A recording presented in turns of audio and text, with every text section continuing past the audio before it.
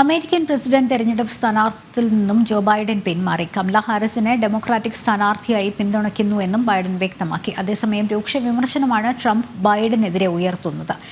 കള്ളങ്ങളുടെ പിന്തുണയോടെയാണ് Biden president ആയതെന്ന് Trump സമൂഹമാധ്യമത്തിൽ കുറിച്ചു.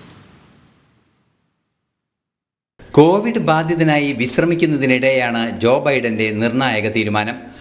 ഭരണ നേട്ടങ്ങൾ ഉയർത്തിക്കാട്ടിയ പത്രക്കുറിപ്പിലാണ് പ്രസിഡന്റ് തെരഞ്ഞെടുപ്പിൽ നിന്നും പിന്മാറുന്നതായി അറിയിച്ചത്. മാത്രമല്ല, പിൻഗാമിയായി കമല ഹാരിസിനെ നിർദ്ദേശിക്കുകയും ചെയ്തു. പ്രസിഡന്റ് പദവിയിൽ കാലാവധി തികയ്ക്കുക മാത്രമാണ് ലക്ഷ്യമെന്നും അദ്ദേഹം പറഞ്ഞു.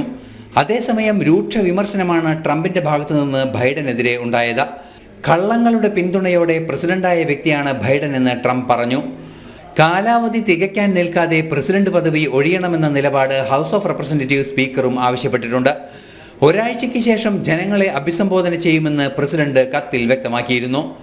വലിയ മുന്നേറ്റം നേടിയ ട്രംപിനെ തടയാൻ ബൈഡന്റെ സ്ഥാനാർത്ഥിത്വം സാധ്യമാകില്ലെന്ന വിമർശനം ഡെമോക്രാറ്റുകൾക്കിടയിൽ തന്നെ ഉയർന്നിരുന്നു.